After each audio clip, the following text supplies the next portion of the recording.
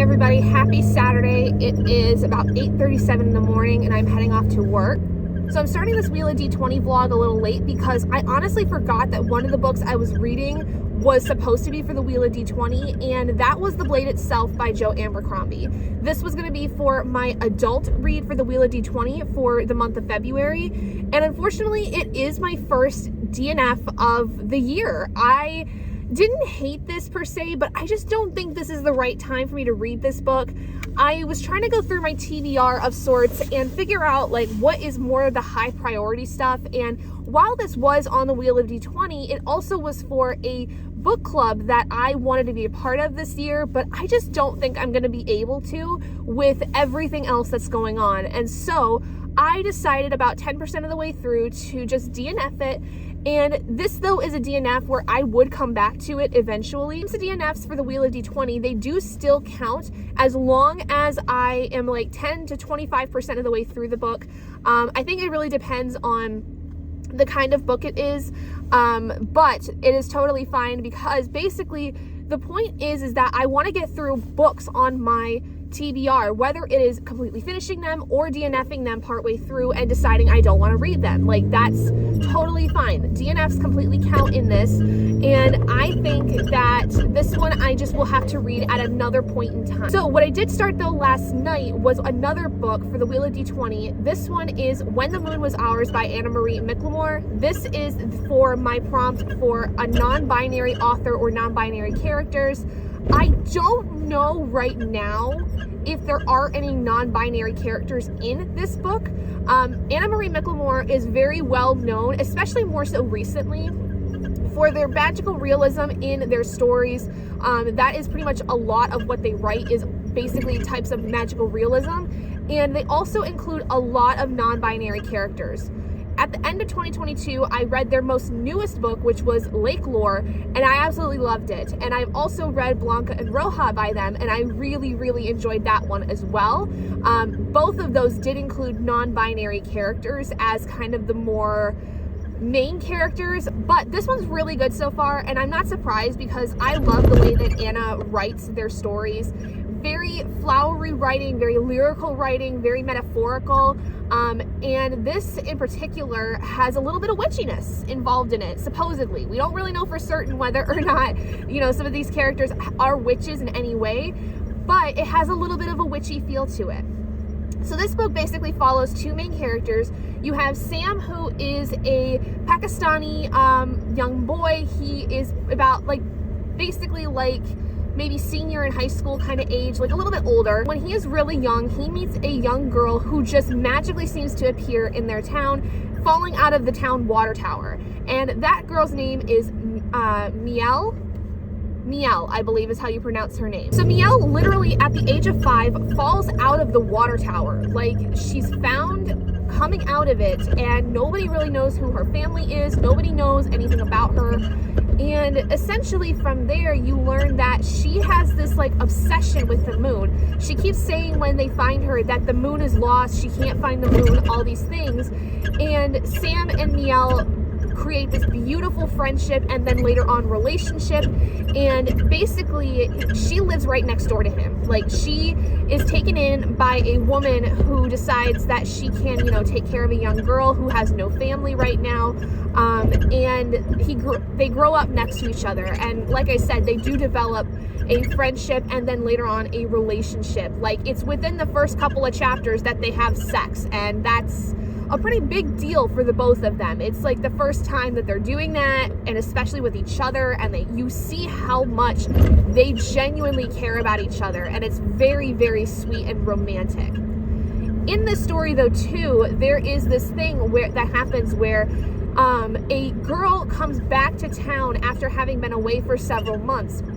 And this girl is a part of a family where all of the daughters in this family seem to have some kind of alluring thing about them. And essentially, when the eldest comes back, who apparently had gotten pregnant and had been sent away, there's some really mysterious things happening. And honestly, a lot of the boys that they get involved with mysteriously have things happen to them. Either they did completely disappear, or at the very least, nobody just really hears from them much, even if they might still be alive or something. And so when the eldest one comes back, Chloe, it kind of sends Miel into a bit of a tailspin, because these girls are basically boy stealers, like, and she's kind of worried that something's gonna happen where they're gonna rip Sam away from her, because they seem to have like this thing against Miel in particular. Now the magical realism part of the story comes in, where Miel has this ability where over the course of her life she's been able to produce roses out of her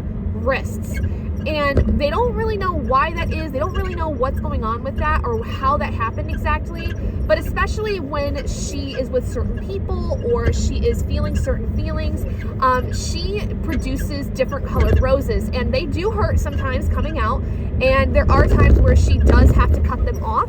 And it does hurt her to do so. So I would say there's a bit of a trigger warning for self-harm, because I think in a lot of ways it is a type of self-harm. And I do think that there's something to be said about a young girl who produces not only the flowers of a rose, but then also the thorns, and how that's kind of in some ways a little self-destructive. I don't really know. I think that that might be me reading too much into it. But what the synopsis on Goodreads says is that essentially this flower making ability, this rose making ability, is something that the sisters become very interested in, the family of sisters. And so I am willing to bet that there's going to be something going on, because there's also this element of blackmail that comes in apparently according to that synopsis. So I think we're going to learn a lot about what exactly Miel is and who she is and why she's able to create these flowers. It's very interesting because Anna-Marie McLemore has a lot of times within the realm of magical realism where she has a character that has some kind of unexplained power. You saw the same with Blanca and Roja, where they kind of had this witchy kind of vibe to them.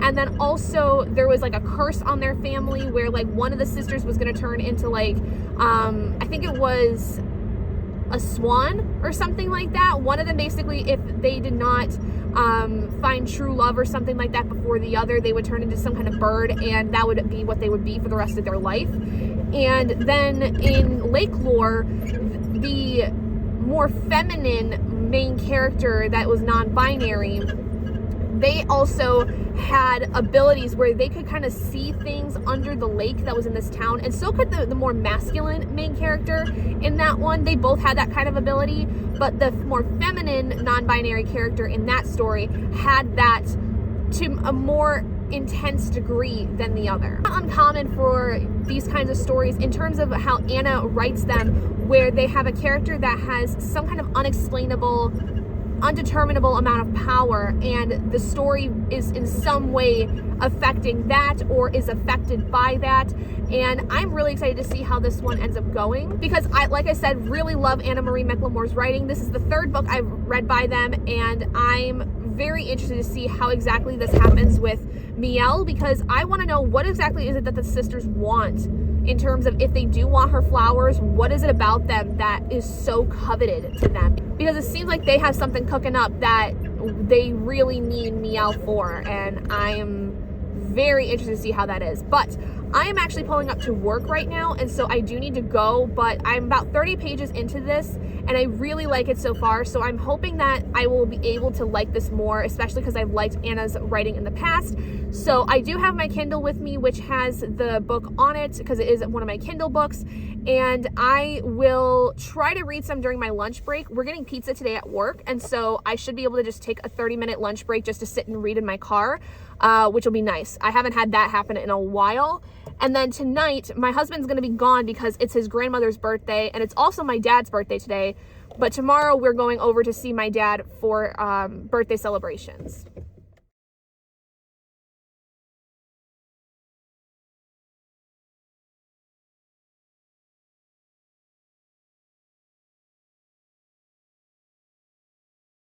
Okay, so it has been a hot minute since I have even updated this vlog, but yesterday I read an entire book in a day using the audiobook.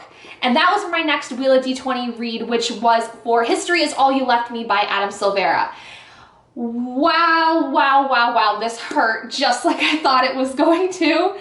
This was for the prompt of one of the oldest books on my TBR. I have had this book for what feels like decades, but really has only been maybe at most like 7 years. But this is a super sweet story that is incredibly sad. It follows basically a set of boys, more particularly one named Griffin, who unfortunately loses his ex-boyfriend. His ex-boyfriend dies, and he then finds that he starts to develop this kind of friendship with his ex-boyfriend's boyfriend that he had before he died.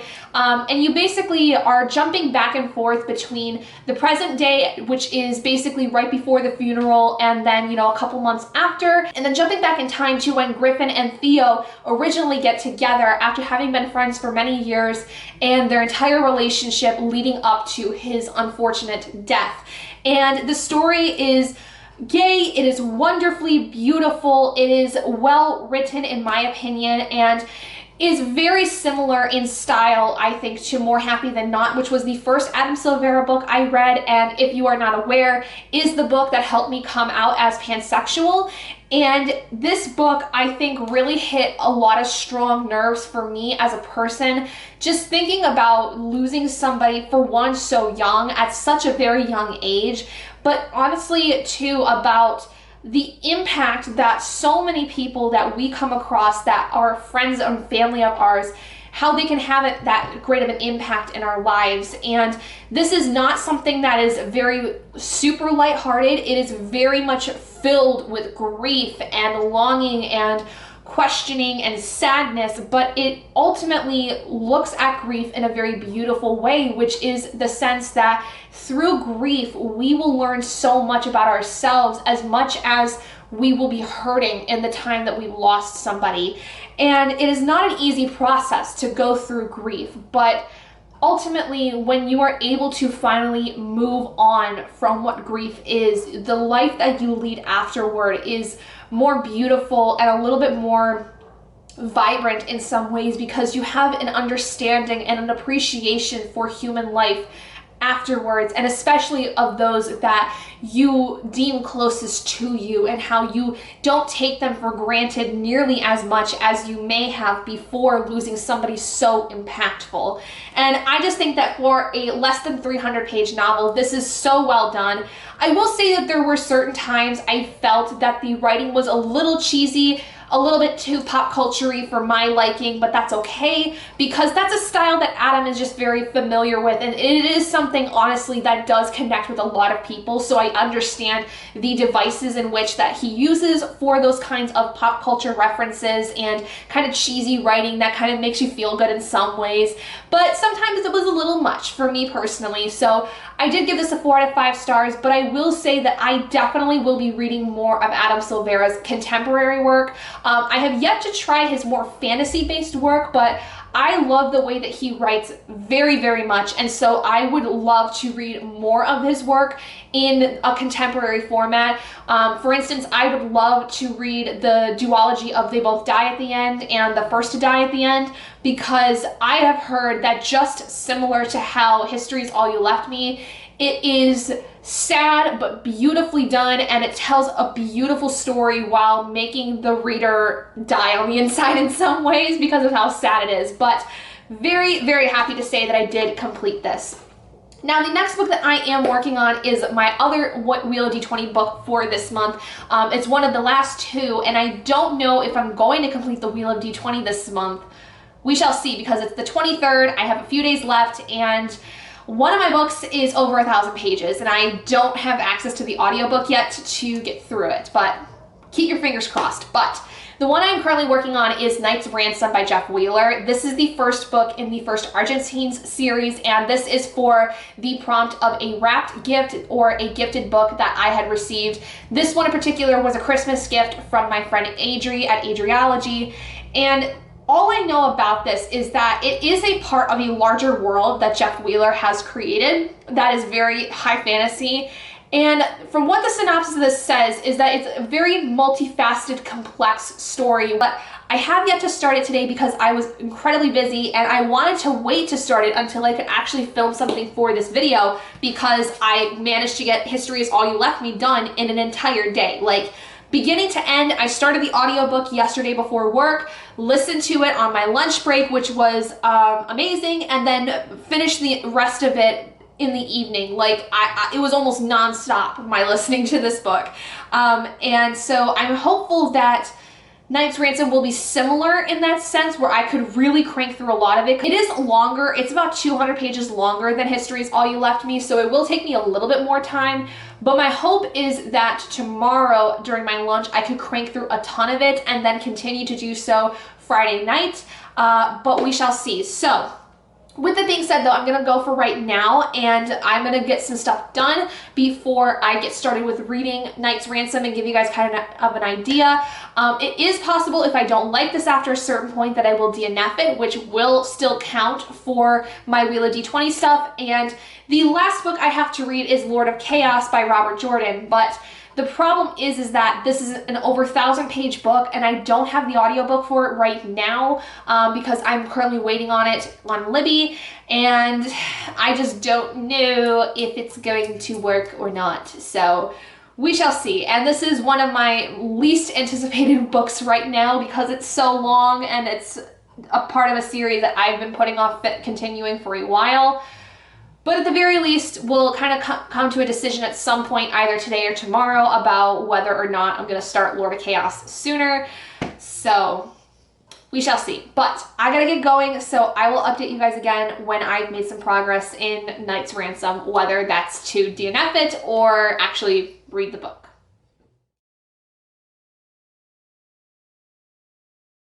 Good morning, everyone. I have sunglasses on. There's snow outside, but it's bright enough, and I have contacts to where I can just wear sunglasses today.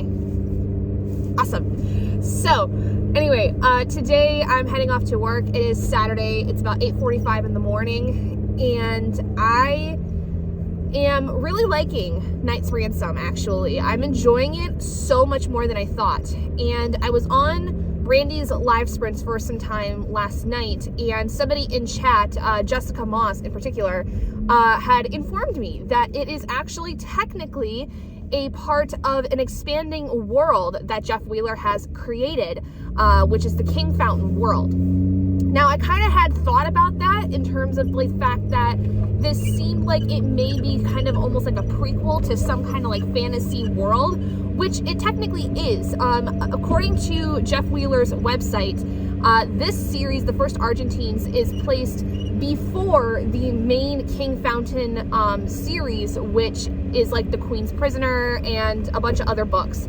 They are all available through Kindle Unlimited, which is very, very awesome.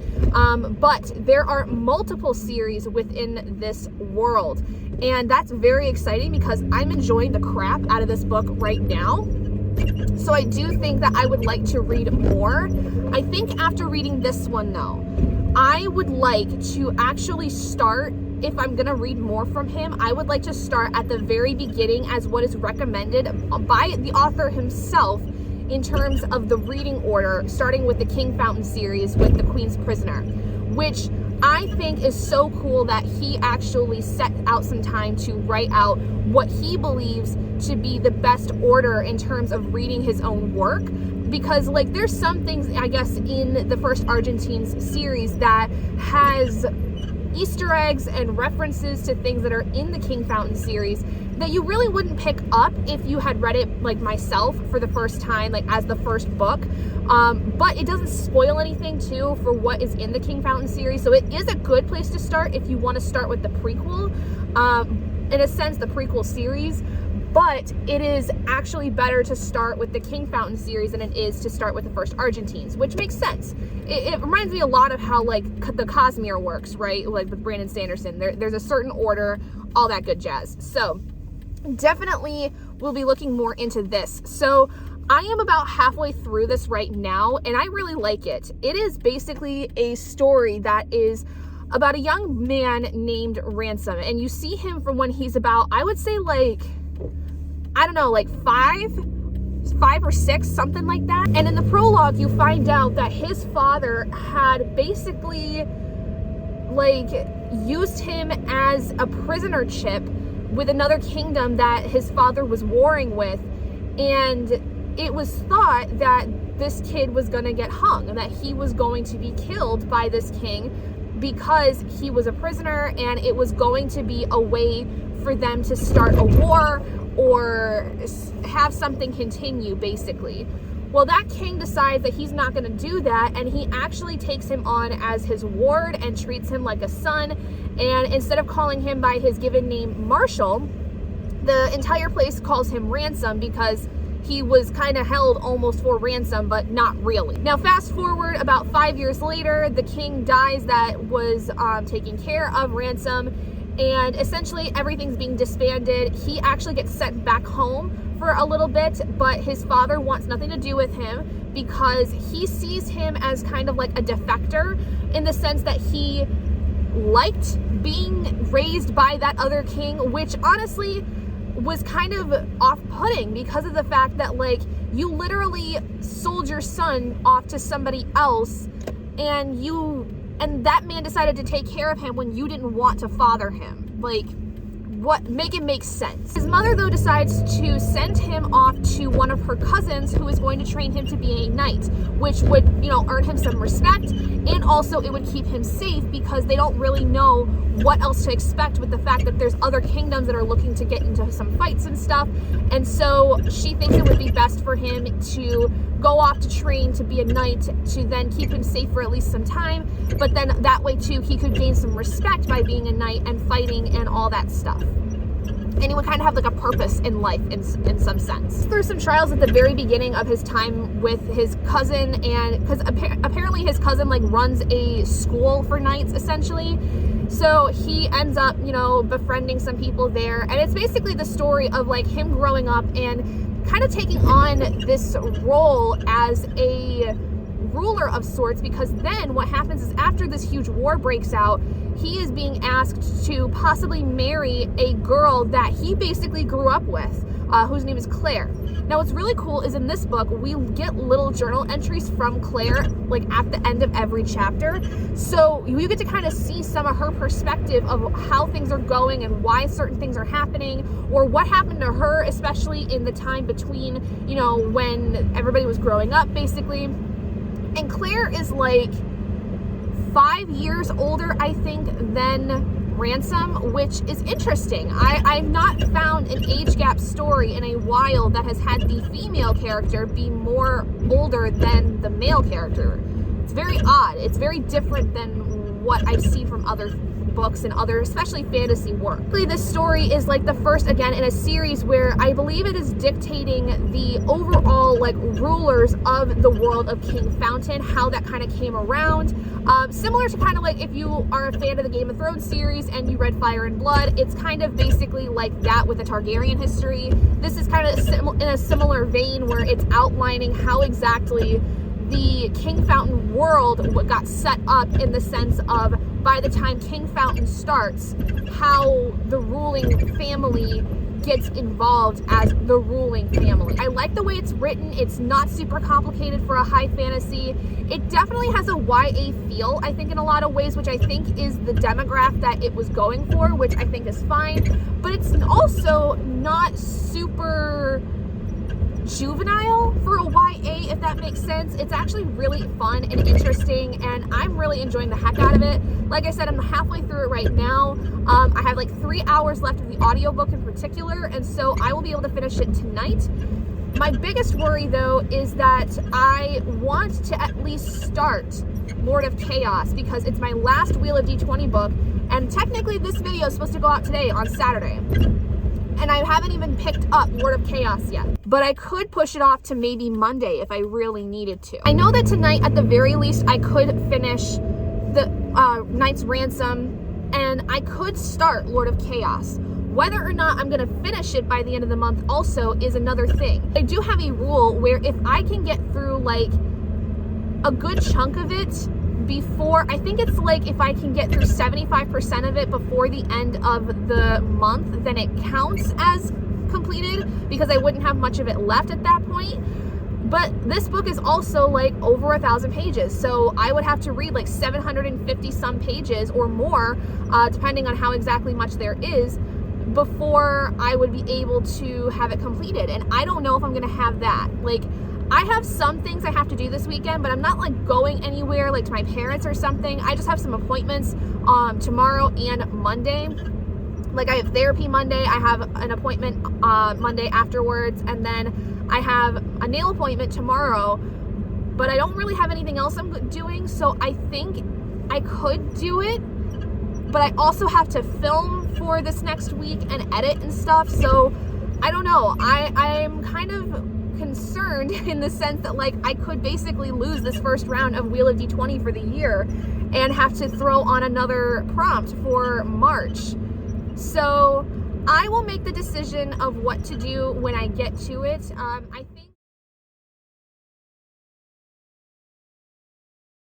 Hey guys, so it is Monday. I am getting ready to do some filming for today, and unfortunately I am not going to have time to finish or even start really Lord of Chaos.